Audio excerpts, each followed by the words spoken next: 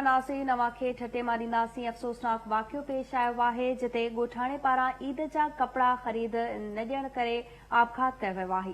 ठटे मां अवांखे अपडेट कयूं पिया। ठटे वेझो ॿारनि खे ईद जा कपड़ा ख़रीद करे न ॾियण सबबि ॻोठाणे पारां ख़ुदकुशी करे छॾी आहे। अफ़सोसनाक ख़बर अवां सां शेयर कयूं पिया। ॻोठ ग़ुलाम रसूल पंवर में पीरसन बसर मढ़ाई पाण खे आपघात करे छॾियो आहे। ॿारनि खे ईद जा कपड़ा ख़रीद करे न ॾियण सबबि ॻोठाणे आपघात कयो आहे। ठटे वेझो ॿारनि खे ईद जा कपड़ा न ॾियारण तां ॻोठाणे आपघात करे छॾियो आहे। ॻोठाणो गुरबत सबबि परेशान हो। इलाइक़े वासियुनि जो चवणु आहे जॾहिं तफ़ोती जो मड़ पोस्टमार्टम बाद वारसनि हवाले कयो वियो आहे। ॻोठ ग़ुलाम रसूल पंवर में पीरसन बसर पाण खे ठाव ॾेई हयाती जो अंत आंदो आहे।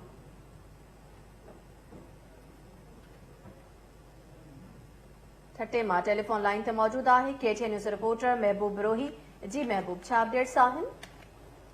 जी अफ़सोसनाक वाक़ियो घोड़ाबारी वेझो घोड़ाबारी जे कचे वारे इलाइक़े जे ॻोठ ग़ुलाम रसूल पंवर में पेश आयो आहे, जंहिंमें 11 ॿारनि जे वालिद 60 वरनि जो जेको पोरियत आहे बसर मड़ाई उन पंहिंजे घर में कपिड़े सां फाओ खाई ॻुची में फाओ खाई पंहिंजी ज़िंदगी जो अंत आणे छॾियो आहे, आपघात करे छॾियो आहे। जंहिंखां पोइ हुनजो लाश जेको पोस्टमार्टम लाइ बर शहर पहुचायो वियो आहे।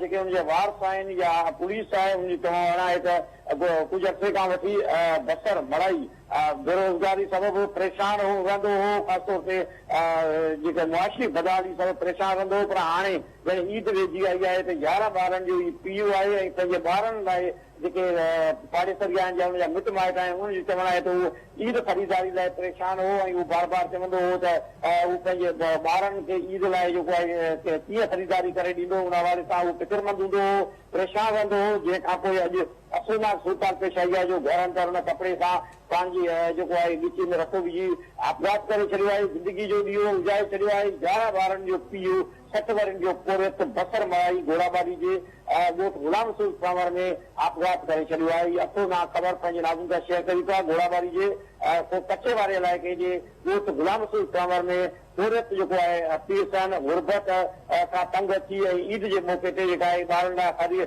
ख़रीदारी करे न सघनि सबबि 11 ॿारनि जो वालिद 60 वरनि जो बसर मड़ाई पंहिंजी ज़िंदगी जो ॾींहुं उजाए छॾियो आहे। जी अच्छा महबूब, ॿुधाइजो छा पियो ॿुधाए वञे त ॻोठाणे जा केतिरा ॿार आहिनि? जी जेके वारसनि खां हुनजी ॻाल्हि ॿोल थी आहे या हुन जेका पुलिस पोस्टमार्टम लाइ लाश खणाए आई आहे उन ॿुधायो वञे थो त 11 ॿार आहिनि उन्हनि खे, जंहिंमें नियाणियूं बि शामिल आहिनि। 11 ॿारनि जो हू पीउ आहे ऐं हू पोरियो करे मज़दूरी करे जेका आहे ज़मीननि में ऐं मुख़्तलिफ़ हंधनि ते पोरियो करे गुज़र कंदो हो। पर गुज़र कुझु ॾींहं खां वठी हू बेरोज़गार रहंदो हो, छाकाणि जो कचे वारे इलाइक़े में पाणी जी खोट वारी सूरत पैदा थी आहे, जंहिंखां पोइ बेरोज़गारी वधी आहे। उन सां गॾोगॾु मुसलसल बेरोज़गार रहण जे करे हू परेशान रहंदो हो। ईद जे मौक़े ते हू पंहिंजे 11 ॿारनि जे लाइ आहे ईद ख़रीदारी लाइ परेशान रहंदो हो, जंहिं करे हुन आपघात करे छॾियो आहे। ठीकु आहे महबूब रोही, तफ़सील लाइ महिरबानी।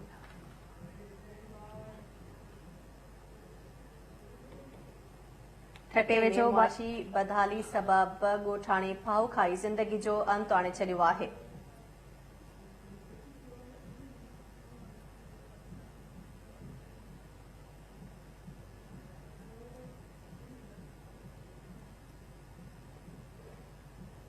तव्हांखे ॿुधाए पिया ॻोठाणो गुरबत सबबि परेशान हो। इलाइक़े वासियुनि जो अहिड़ो चवणु आहे। जी नाज़रीन, ॿिए पासे अवांखे अपडेट कंदासीं। NCOC जो